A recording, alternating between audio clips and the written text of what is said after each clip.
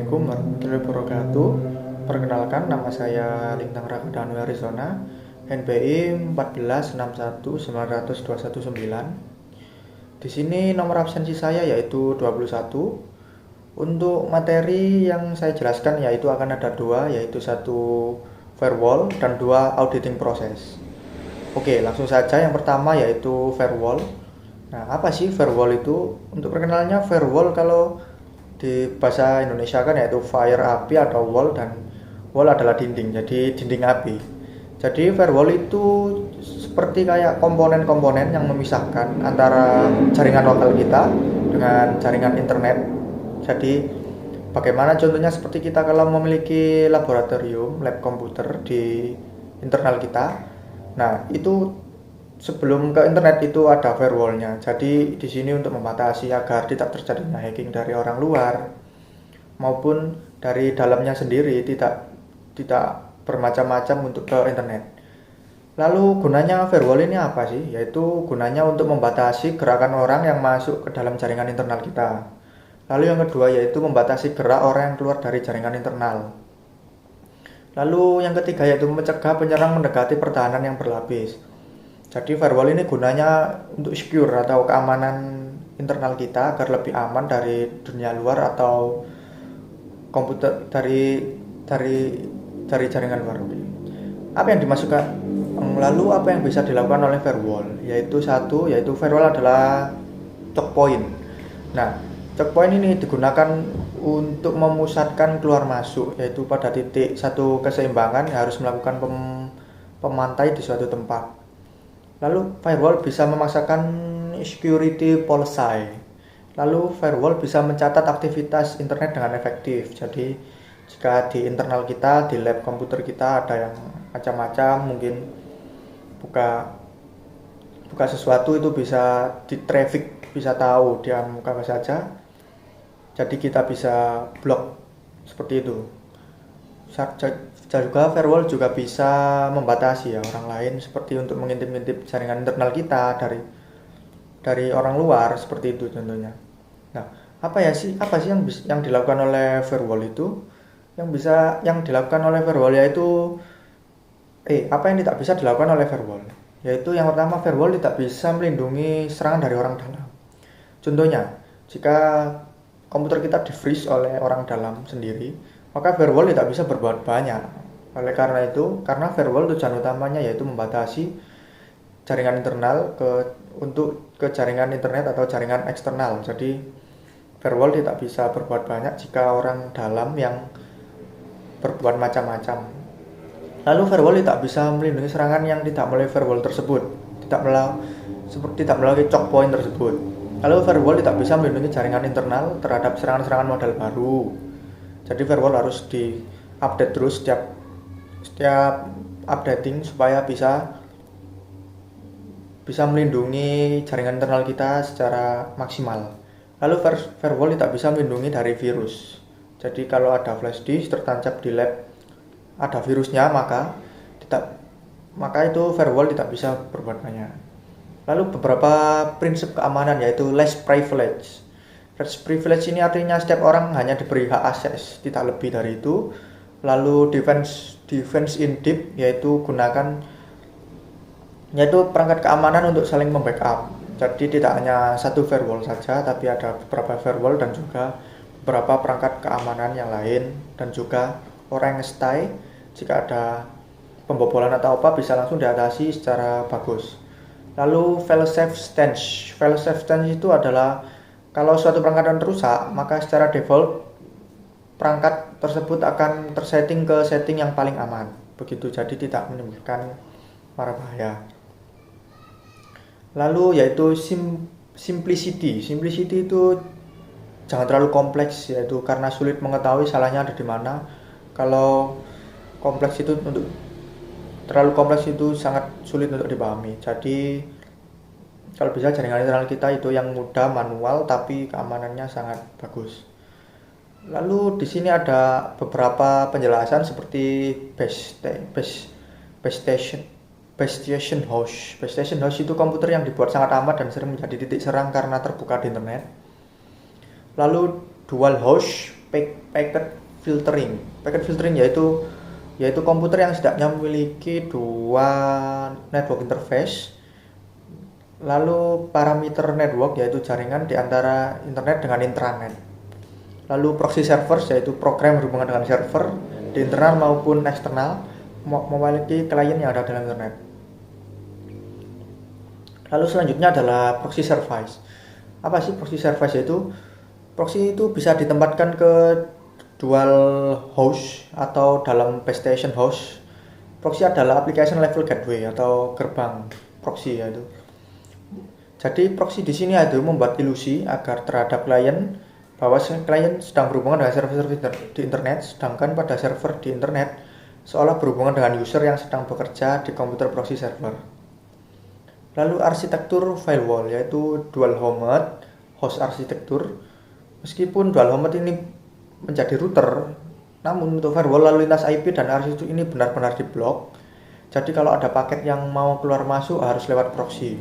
Contoh seperti itu. Lalu screened host arsitektur. Screened host arsitektur yaitu menggunakan base station host yang diletakkan dalam intranet dan seluruh komunikasi keluar masuk melalui proxy base station dan kemudian melalui screening router. Lalu screened subnet arsitektur yaitu base station host yang sering menjadi target serangan. Jadi idenya kalau base station host ini berhasil dibobol, jangan sampai penyerang masuk ke dalam jaringan internal kita. Oleh karena itu base station host ini diletakkan di parameter network. Jadi di internet ada external router, lalu di situ ada base station host, lalu interior router, baru di situ adalah firewall, baru jaringan internal kita. Jadi bisa melindungi jaringan internal kita lebih aman. Seperti itu. Lalu ada interior router atau choke router, yaitu melindungi internal network dari internet dan parameter network, bisa menjadi parameter juga. Lalu exterior router access router, yaitu pada prakteknya mengizinkan banyak paket keluar, hanya sedikit memfilter paket masuk. Tugas utama external router ini adalah untuk memblok paket yang memiliki alamat yang palsu dari luar. Jadi jika pengiriman email seperti email A ke email B ternyata IP-nya tidak seperti biasanya, maka tugas exterior router ini bisa memblok tersebut supaya pesan enkripsi yang disampaikan lebih aman. Jadi kalau ada alamat IP yang berusaha menyamar di sini bisa diblok secara langsung oleh external router ini. Lalu ada variasi arsitektur firewall. Nah, di sini alasan penggunaan arsitektur firewall yaitu kinerjanya, redundansi dan backup. Backupnya bisa terjadi cepat dan juga jenis server yang berbeda. Jadi jika server satu sampai terhack oleh jaringan luar, maka server satunya lagi masih aman. Jadi bisa terdapat backup yang cepat.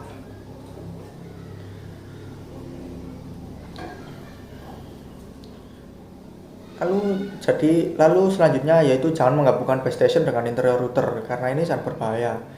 Karena external router itu dan base station itu tugasnya itu berbeda. Dan interior router tugasnya itu membackup dua, yaitu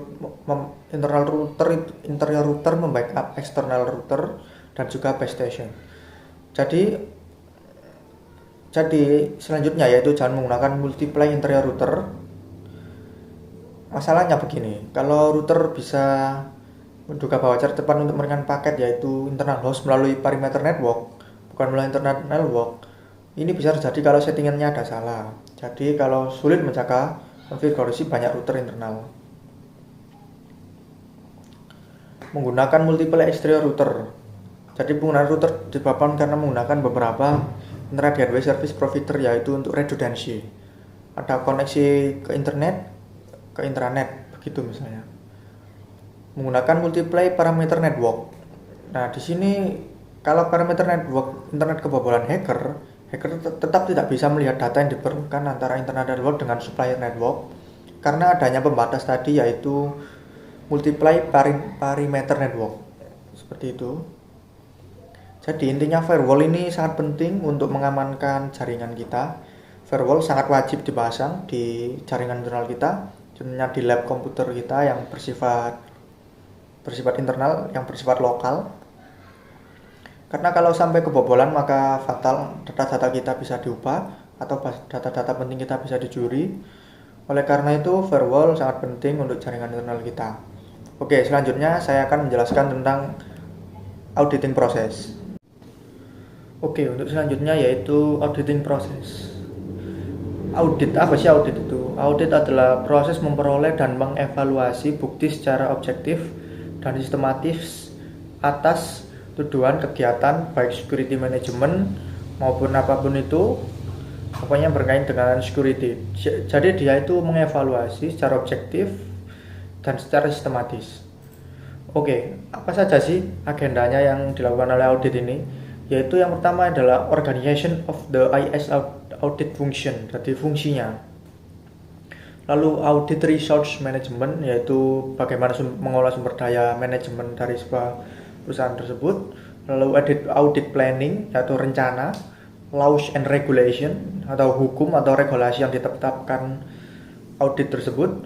Lalu risk analysis atau analisis resiko, internal control, lalu performing is audit, dan control self assessment. Yang pertama yaitu audit planning 1, yaitu di sini audit planning 1 yaitu satu, tujuan audit, ada 2 nanti kewenangan auditor, dan 3 adanya persetujuan top manajemen yaitu yang di atasnya audit. Lalu metode audit. Audit mission and planning, yaitu yang harus dilakukan sebelum melakukan audit, yaitu memahami keadaan bisnis, melakukan analisa risiko, mengevaluasi kendali internal, dan menetapkan tujuan dan ruang lingkup audit. Audit planning 2, yaitu seorang auditor harus bisa mendapatkan pemahaman terhadap apa yang sedang diaudit, seperti environment, sistem informasi, operasi, dan lain-lain. Lalu audit planning 3. Audit planning 3 yaitu untuk memahami organisasi. Seorang auditor dapat melakukan tur keliling fasilitas organisasi, pengecekan apakah fasilitas tersebut sudah memadai atau ada yang rusak atau gimana. Jadi audit tugasnya seperti itu. Lalu membaca laporan tahunan yang akan disetorkan kepada manajemen top. Lalu membaca strategi plan dan bisnis plan dari tahun ke tahun agar perusahaan tersebut dapat berkembang dengan baik. Lalu selanjutnya adalah audit planning 4, yaitu interview key manager, lalu memperhatikan peraturan perundang-undangan yang berlaku. Jadi kalau setiap tahun ada undang-undang yang direvisi itu kita, terutama tentang bagian IT dan security, itu harus dipelajari lagi di audit planning 4 ini. Lalu membaca laporan-laporan sebelumnya, yaitu dari tahun-tahun sebelumnya, apa masalahnya, apa resikonya, seperti itu. Case study, dokumen dibutuhkan pekerja, yaitu company profile, struktur organisasi dan tugas, deskripsi layanan, dan lain-lain. Lalu law and regulation, yaitu regulasi recruitment, kebutuhan regulasi, yaitu establishment, yaitu perencanaan, organization, organisasi, responsibilities, tanggung jawab, lalu correlation to financial, bagaimana dapat mendapatkan keuntungan, operasional, dan IT audit function. Lalu selanjutnya yaitu standard for is auditing, yaitu tujuan adanya standar yaitu untuk batas minimum dari kinerja auditor, jadi harus ada batas-batasnya. Lalu memberikan gambaran terhadap ekspektasi seharusnya ada pada manajer. Lalu standar ESICI, yaitu 1 audit character, responsibility, authority, accountability, lalu independent, professional, organization relationship, professional ethic and standard, yaitu yang 1 yaitu code of professional ethic, 2 do professional care, kehati-hatian. Lalu standard of is auditing 3, 4 yaitu competence atau berkompetens, tidak naik turun tapi stabil, skill and knowledge yaitu skill dan pengetahuan, continuing professional education, bagaimana dapat melanjutkan pendidikan secara profesional, planning, perencanaan, lalu perform of audit work, yaitu audit staff harus diawasi, lalu evidence. Lalu standar auditing 4 yaitu reporting atau laporan yang secara berkala ke atas. Lalu follow up activities. Lalu selanjutnya yaitu kode etik. Kode etik 1 yaitu mendukung implementasi standar, prosedur, dan kontrol yang layak. 2 melayani secara jujur, rajin, dan tidak terlibat kegiatan melawan hukum. Lalu selanjutnya menjaga kerahasiaan dan informasi yang didapat dan kecuali diinstruksikan oleh penegak hukum, lalu melaksanakan tugasnya secara objektif dan independen. Lalu kode etik 2 yaitu senantiasa tetap menjaga kompetensi. Bagaimana kompetensi tetap jaga? Hanya bersedia melakukan tugas yang cara masuk akal, bisa dikerjakan dengan profesional, jadi tak menyimpang. Jadi kalau sudah dia menganalisa proyek, maka dia harus cuma menganalisa, dia tak boleh beri tugas-tugas yang lain agar tetap profesional. Be careful atau kehati-hatian dalam bertugas, melakukan hasil audit dengan baik. Lalu kode etik 3 yaitu mendukung edukasi kepada klien, direktur, manajemen, dan lain-lain, entah itu mitra kerja maupun publik seperti itu. Menjaga profil sehingga tidak menimbulkan image buruk terhadap profesi auditor. Jadi di luar perusahaan maupun di dalam dia harus menjaga image, bagaimana dia bisa berlaku baik dari karyawan di luar maupun masyarakat di luar. Lalu komponen analisa risiko yaitu threats, ancaman, vulnerability, kerawanan. Lalu impact of asset on asset base, bagaimana dampaknya. Probabilities of threats yaitu probabilitas ancamannya, seperti likelihood and frequency of occurrence. Lalu business risk, resiko dari bisnis yaitu harus bisa menghubungkan suatu resiko teknis kepada suatu business risk.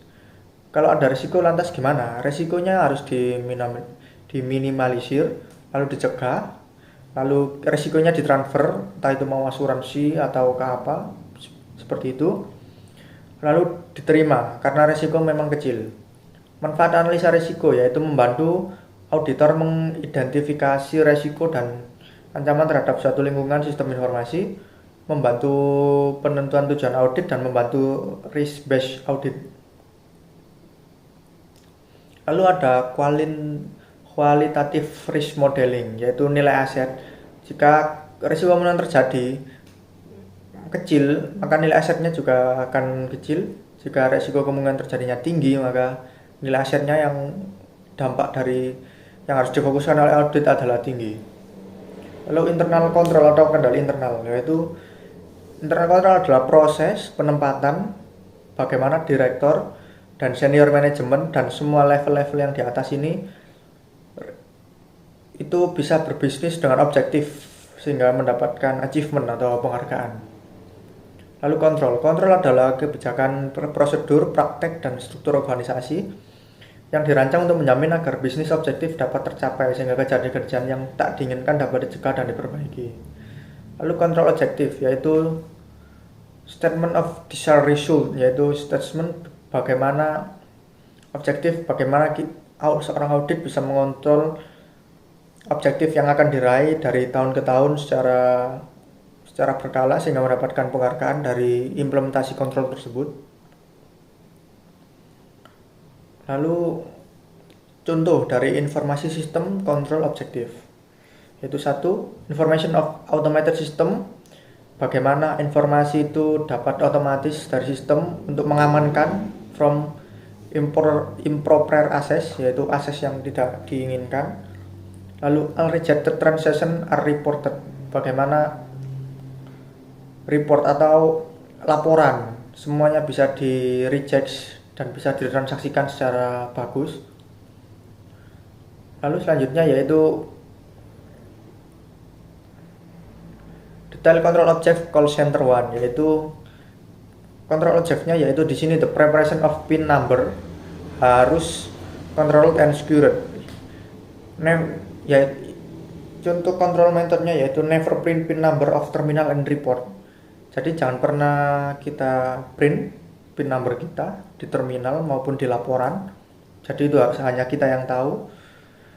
Dan lalu make PIN available to only the customer. Jadi hanya buat PIN ini tersedia hanya untuk customer dan terseleksi dan identify and security data proses personal. Lalu use PIN miles that are secured. Jadi PIN-nya harus aman, secure, dan don't reveal the printed PIN number. Lalu kategori kontrol atau preventif yaitu detect probable of the DRS, bagaimana kita menganalisis masalahnya sebelum terjadi. pemantauan operasi dan input, lalu melakukan prediksi atas problem yang mungkin terjadi, mencegah error dan tindakan kejahatan. Misalnya pemisahan pekerjaan. Bagaimana manajemen dipisah dari manajemen produksi sehingga pekerjaan bisa berjalan dengan lancar, seperti itu. Lalu prosedur yang tepat untuk proses otorisasi, lalu menyediakan dokumen yang dirancang tepat bagi karyawan. Lalu kategori kontrol detektif. Detektif yaitu menggunakan kontrol untuk mendeteksi bahwa error, perubahan atau tindakan kejahatan yang sudah terjadi serta melaporkannya. Misalkan kalkulasi ulang, internal audit, laporan kinerja sistem, checkpoint dalam rantai produksi. Kategori kontrol atau korektif. Korektif yaitu meminimalisir dampak threat atau ancaman, lalu mengidentifikasi sumber dari masalah, memperbaiki error dari sebuah masalah, lalu mengubah sistem agar dapat meminimkan jumlah ancaman dari masa depan. Misalnya backup, contingency planning, seperti itu. Lalu general audit prosedur atau prosedur umum seorang audit yaitu understanding of the audit area atau subjek. Bagaimana seorang audit bisa memahami sebuah area atau subjek tertentu. Lalu risk assessment general audit, bagaimana mengendalikan resiko baik resiko umum maupun resiko yang di luar kendali. Detail audit planning yaitu rencananya, bagaimana dia dapat melakukan perencanaan dengan detail seorang audit untuk memplanning atau merencanakannya. Lalu evaluation audit area, bagaimana dia dapat mengevaluasi sebuah area audit ataupun sebuah objek dengan baik dan benar. Lalu reporting atau melaporkan. Lalu follow up bagaimana membantu jika terjadinya sampai risiko ancaman maupun terjadi suatu bahaya di perusahaan tersebut. Lalu klasifikasi audit. Klasifikasi audit ini berdasarkan tujuannya yaitu financial audit, mengetahui kebenaran dari laporan keuangan perusahaan. Operational audit yaitu mengetahui tidaknya berfungsi atau tidaknya internal control dalam kegiatan operasi perusahaan. Maksudnya yaitu bagaimana apakah internal kontrolnya ini sudah berjalan dengan baik dari atasan sampai bawahan, apakah di sini operational auditnya berjalan dengan lancar. Lalu forensic audit yaitu menemukan atau menindaklanjuti suatu kejahatan. Di sini untuk forensic audit tidak hanya berlaku untuk eksternal atau orang luar, tapi juga orang internal atau dalam. Lalu specialist audit yaitu misalnya dalam rangka SAS 7 ICPA atau SOX melakukan audit terhadap internal kontrolnya. Lalu tujuan audit ini biasanya sangat beraneka ragam, sangat tergantung keinginan manajemen atau peraturan yang mengharuskan audit. Misalnya evaluasi terhadap internal control, lalu security audit atau keamanan audit, software quality assurance, bagaimana softwarenya, kualitasnya, apakah sudah sesuai. Lalu audit metodologi yaitu audit subjek, menentukan apa yang akan diaudit. Audit objektif, menentukan tujuan dari audit, menentukan apakah source code dapat diubah meskipun berganti-ganti dari programmer. Lalu audit metodologi 2 yaitu audit scope, menentukan sistem, fungsi, dan bagian dari organisasi secara spesifik. Seperti contoh, jika seorang security analysis, dia hanya mengerjakan tentang security saja, dia tidak akan ke front end maupun dia tidak akan menjadi seorang produksi karena itu tidak menyangkut audit scope atau ruang lingkup.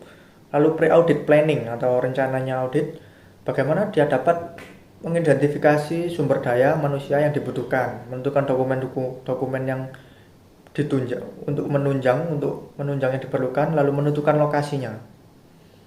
Audit metodologi 3 yaitu menentukan cara melakukan audit untuk menguji kontrol.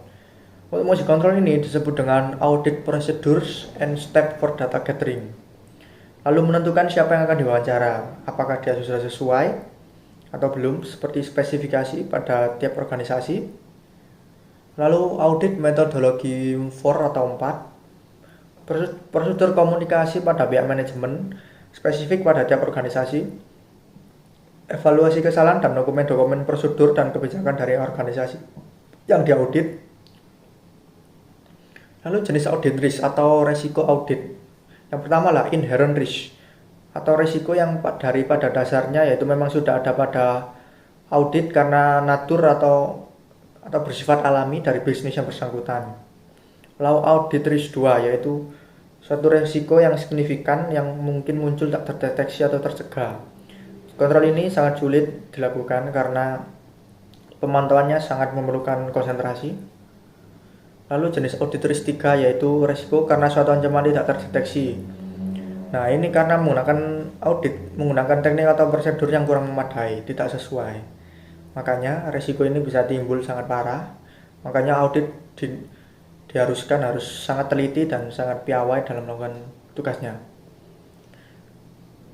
Oke, mungkin sekian pengertian dari saya yaitu tentang firewall dan auditing proses. Mungkin masih banyak kesalahan dan banyak salah kata yang saya jelaskan. Kurang lebihnya mohon maaf. Saya akhiri, semoga dapat bermanfaat dalam tugas evaluasi akhir semester ini dalam sistem keamanan komputer. Saya akhiri, wassalamualaikum warahmatullahi wabarakatuh.